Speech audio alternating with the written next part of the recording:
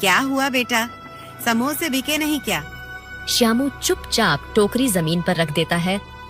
माँ, बाजार में सबने मेरे समोसे बेस्वाद कहकर फेंक दिए, किसी ने पसंद नहीं किए और सारे पैसे भी इसमें लग गए। अब सेठ का कर्ज कैसे चुकाएंगे? बेटा चिंता मत कर, हर नया काम शुरुआत में कठिन होता है। भगवान तेरे लिए कोई न कोई रास्ता जरूर निकालेंगे। वे दोनों बात कर ही रहे थे, तभी बाहर से आवाज आती है। दरवाजे पर सेठ गोपाल दास अपने 2 आदमियों के साथ खड़ा था। अरे श्यामू, कहाँ है तू? बाहर आ, आज हिसाब करना है। माँ, ये तो सेठ है, लगता है पैसे वसूलने आया है। हिम्मत रख बेटा, सच बोलना, भगवान सब देख रहे हैं। श्यामू अपनी माँ के साथ बाहर आता है। सेठ गोपाल दास अपनी मूंछों पर ताव देते हुए खड़ा था। सेठ जी, मुझे पता है कि आप पैसे लेने आए हैं, मगर क्षमा कीजिए, अभी मेरे पास कुछ भी नहीं है। मैंने आपसे जो रुपए लिए थे वो सब समोसे के काम में लगा दिए। अभी काम अच्छा नहीं चल रहा, लेकिन जैसे ही काम संभल जाएगा मैं आपके पैसे चुका दूंगा।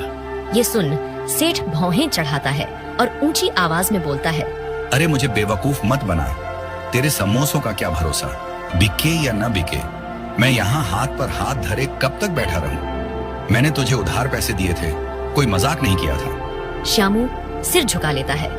उसकी माँ की आंखों में भी आंसू भर आते हैं। सुन ले श्यामू, आज से ये घर मेरा है। जब तेरे पास पैसे हों तब आकर इसे छुड़ा लेना। अभी के अभी अपना सामान बाहर निकालो। सेठ के दोनों आदमी आगे बढ़कर झोपड़ी के अंदर घुसते हैं। वे बर्तन, कपड़े और चटाई उठाकर बाहर फेंकना शुरू कर देते हैं। सेठ जी, ऐसा मत कीजिए, मेरी बूढ़ी माँ कहाँ जाएगी? बेटा सब्र रख, भगवान सब देख रहे हैं। आसपास के कुछ गांव वाले यह दृश्य देखकर इकट्ठा होने लगते हैं, पर कोई भी सेठ के डर से आगे नहीं आता। श्यामू और उसकी माँ अपना सामान उठाकर गांव से बाहर निकलते हैं। चलते चलते वे नदी किनारे पहुँचते हैं। नदी के किनारे पर घास और पेड़ पौधे थे। बेटा अब हम कहाँ रहेंगे? माँ, जब तक भगवान साथ हैं, हम भूखे प्यासे नहीं मरेंगे। यही नदी किनारे एक छोटी सी झोपड़ी बना लेंगे। इसके बाद श्यामू कुछ लकड़ियाँ और पत्ते इकट्ठा करता है। माँ उसकी मदद करती है। धीरे धीरे दोनों एक छोटी सी कच्ची झोपड़ी बना लेते हैं। देख, अब सिर पर छत तो है, चाहे कितनी भी छोटी क्यों ना हो। हाँ माँ, ये झोपड़ी ही हमारे लिए महल से कम नहीं। कुछ समय बाद श्यामू फिर से अपने बनाए समोसे टोकरी में रखकर बाजार जाता है। उसका चेहरा उम्मीद से भरा था। शायद आज कोई मेरे समोसे खरीदे, शायद आज सब कुछ बदल जाए। वह सड़क किनारे बैठ जाता है और आवाज लगाता है। गर्मा गर्म समोसे, घर के बने समोसे, लो भाई लो। उसी समय एक बूढ़ा कमजोर आदमी लाठी टेकते हुए हेमू के ठेले के पास पहुंचता है। उसका चेहरा भूख से मुरझाया हुआ था। बेटा, सुबह से कुछ नहीं खाया, जरा कुछ खाने को दे दो, पेट में कुछ सहारा हो जाए। हेमू बूढ़े की ओर देखता है, फिर गुस्से में चिल्लाता है। अरे तुझे दिख नहीं रहा यहाँ कितनी भीड़ लगी है? जाओ आगे बढ़ो, न जाने कहां कहां से चले आते हैं। उसी समय श्यामू दूर से यह दृश्य देख रहा होता है। उसकी आंखों में करुणा भर आती है। बूढ़ा आदमी धीरे धीरे लाठी टेकते हुए श्यामू के पास आता है।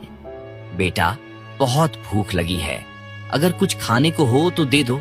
श्यामू बूढ़े को देखता है।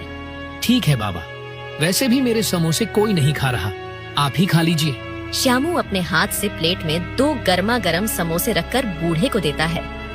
पहला निवाला लेते ही उसका चेहरा चमक उठता है।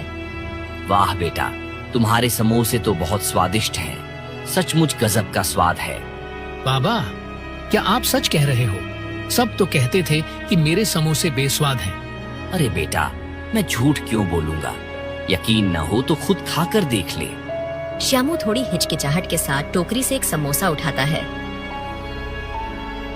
अरे, ये तो सच में बहुत स्वादिष्ट है, ये कैसे हो गया? श्यामू की आंखों में हैरानी के साथ खुशी भी झलकने लगती है। बूढ़ा आदमी मुस्कुराते हुए श्यामू की ओर देखता है, फिर वह अपनी झोली में हाथ डालता है और एक छोटी सी थैली निकालकर श्यामू को देता है। बेटा, ये बहुत दुर्लभ जड़ी बूटी है, इसे जब भी अपने समोसे में मिलाएगा तेरे समोसों का स्वाद कई गुना बढ़ जाएगा। लेकिन याद रखना, ये बूटी सिर्फ भलाई के काम में ही इस्तेमाल करनी है। बाबा, आप कौन हैं और मुझे यह सब क्यों दे रहे हैं? बूढ़ा मुस्कुराता है और धीरे धीरे गायब हो जाता है। ये बाबा थे या खुद भगवान का कोई रूप? संध्या तक श्यामू के कुछ और समोसे बिक जाते हैं। वह थका हुआ मगर थोड़ा खुश होकर घर लौट आता है। माँ, आज भगवान ने चमत्कार कर दिया। कुछ समोसे बिक गए और हाँ, एक बाबा ने मुझे एक जड़ी बूटी दी है। बेटा, हो सकता है वह बाबा भगवान के ही भेजे दूत हों। उनकी बात को हल्के में मत लेना। सुबह होते ही श्यामू गांव की किराना दुकान पर पहुंचता है। लाला जी, ये कुछ पैसे हैं, बाकी उधार में लिख लीजिए। मुझे समोसे बनाने का सामान चाहिए। ठीक है श्यामू, तू ईमानदार आदमी है, तेरे लिए उधार लिख दूंगा। श्यामू सामान लेकर घर लौटता है। घर पहुंचकर माँ और बेटा मिलकर समोसे बनाने लगते हैं। श्यामू बाबा की दी हुई जड़ी बूटी उठाता है और मसाले में मिलाता है। जैसे ही जड़ी बूटी मिलती है, रसोई में एक अद्भुत और मनमोहक खुशबू फैल जाती है। माँ, ये कैसी अद्भुत सुगंध है। लगता है सचमुच ये जड़ी बूटी जादुई है। बेटा, अब तेरे समोसे जरूर बिकेंगे। श्यामू ताजे और सुगंधित समोसे टोकरी में भरता है और उम्मीद भरी नजरों से बाजार की ओर चल पड़ता है। बाजार पहुंचते ही समोसे की महक चारों ओर फैलने लगती है और लोग उसकी ओर मुड़कर देखने लगते हैं। तभी दो आदमी उस उत्साह से श्यामू की ओर बढ़ते हैं। अरे भाई, क्या डाला है समोसे में? खुशबू तो बड़ी लाजवाब आ रही है।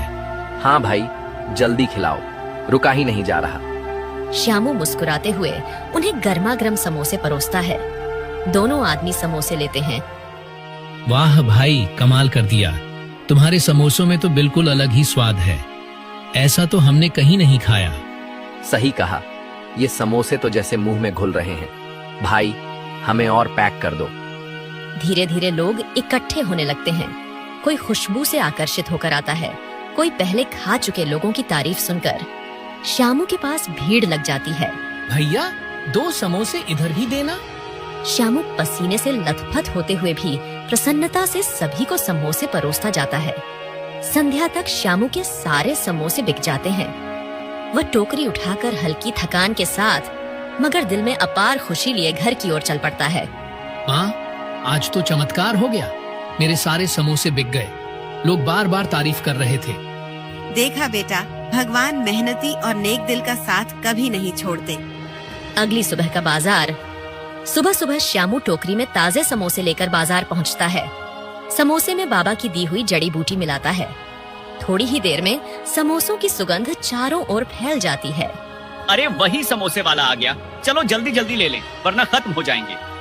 कुछ ही देर में श्यामू की दुकान पर भीड़ लग जाती है। उधर हेमू अपने ठेले पर गुस्से से देख रहा था। उसके ठेले पर एक भी ग्राहक नहीं था। ये लकड़हारा कहाँ से समोसे वाला बन गया और ऊपर से सब लोग इसके ठेले पर टूट पड़ते हैं।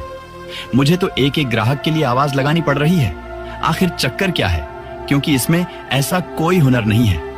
वह गुस्से में मुट्ठियां भींच लेता है। इस प्रकार धीरे धीरे दिन बीतते हैं। श्यामू का नाम पूरे गांव और आसपास के कस्बों में फैल जाता है। कुछ महीनों में श्यामू अब सड़क किनारे से हटकर एक छोटी सी दुकान खोल लेता है। श्यामू की दुकान पर ग्राहकों की लंबी कतार लगी थी। भैया 2 प्लेट समोसे देना और हाँ, चटनी ज्यादा डालना। श्यामू सबको खुशी खुशी परोसता है। उसकी माँ दुकान के कोने में बैठकर गर्व से बेटे को देखती रहती है।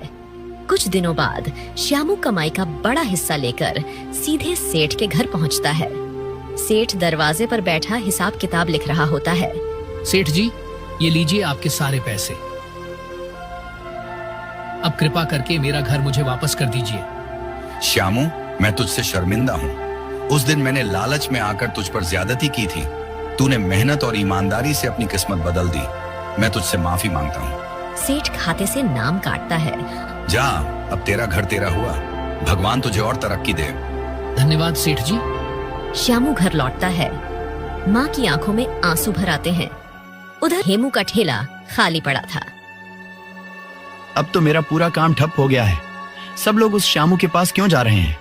जरूर कोई राज है उसके समोसों में। मुझे ये जानना ही होगा।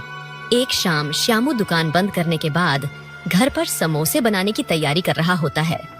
वह अपने छोटे से डिब्बे से बाबा की दी हुई जड़ी बूटी निकालकर समोसे में डालता है। उस समय खिड़की के पीछे छिपकर